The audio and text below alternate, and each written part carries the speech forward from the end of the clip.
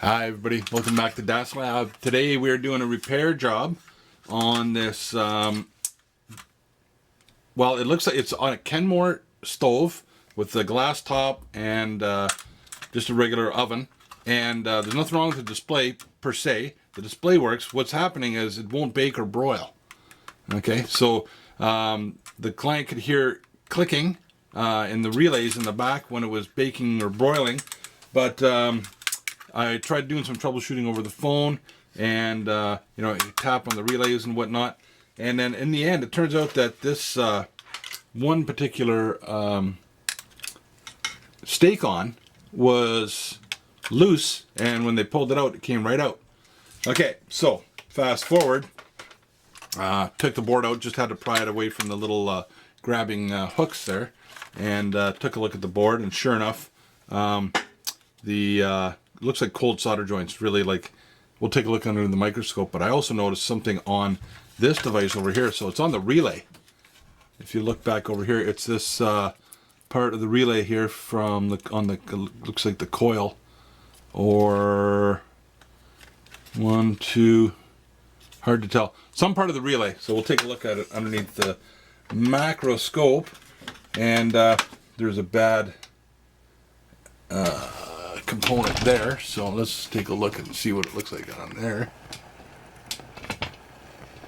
How about a close-up? Okay, so there is that bad solder joint. Let me anti-blur it. So that looks pretty ugly. So there's definitely some current going through there. So we're going to touch that up.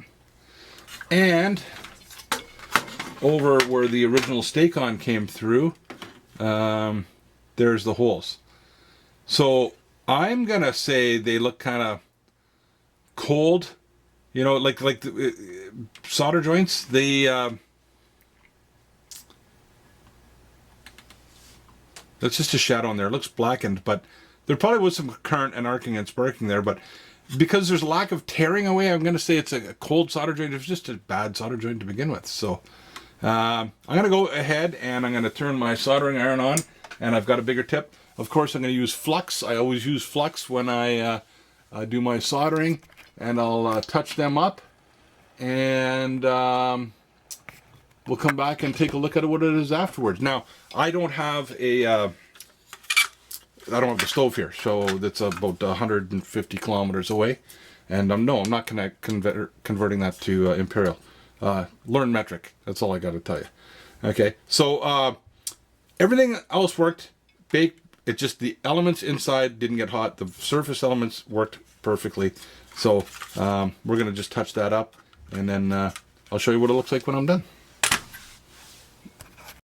Well, you might as well come along for the ride. So I am going to be putting some flux on here, because flux is the key, and flux on that one. And I've got my solder. What am I using? What is this? 60 tin and 40 lead. I don't know if that's eutectic solder or not. You can look that big fancy word up. Okay, meaning it may not have a plastic state, so it can kind of avoid cold solder joints. Clean tip, and I'm going in nice and hot.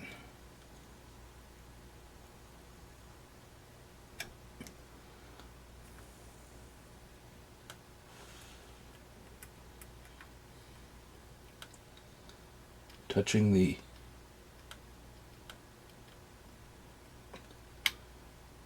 there we go. I'm touching the soldering iron on one side.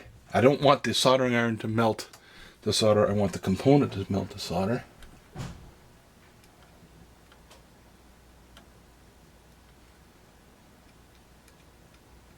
It's a big heat sink.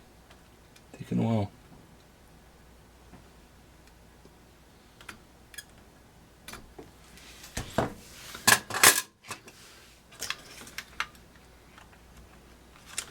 I'm going to have to go inspect those again. Let me get the microscope back.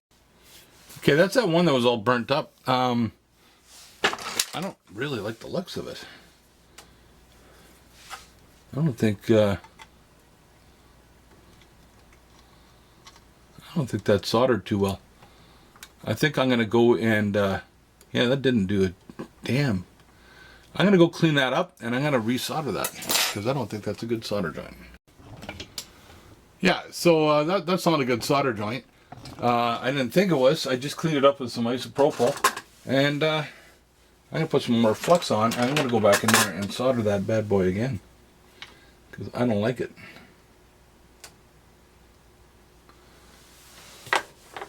I cranked the heat up. Give me a little bit more oomph.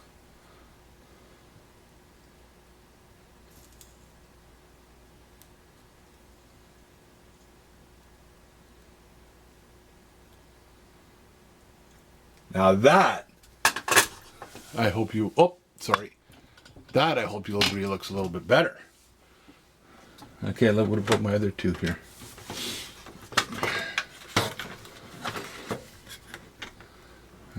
No.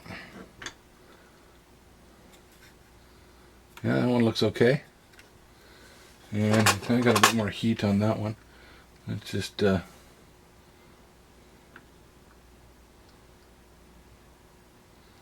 reflow it.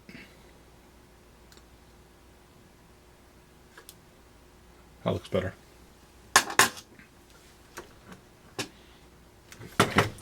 And that, of course, is for my, yeah, that's for my steak on. Okay, so there you go. I'm gonna clean them up with a little bit of isopropyl alcohol, and then maybe, you know, go to have some different alcohol for a drink or something like that. But okay, so that's all I got for you this time. If you have a Kenmore stove that the broil and whatnot won't go on, and there were no fault signals on it. If you got a fancy one, it'll give you an F faults for the RTD, the temperature probe or something like that. We were not getting any fault signals, so it was just a bad relay connections, and I hope that works. Anyways, that's all I got for you this time on DAS Lab. Hopefully you had fun. Stay safe. Don't get any on you, and we'll see you next time.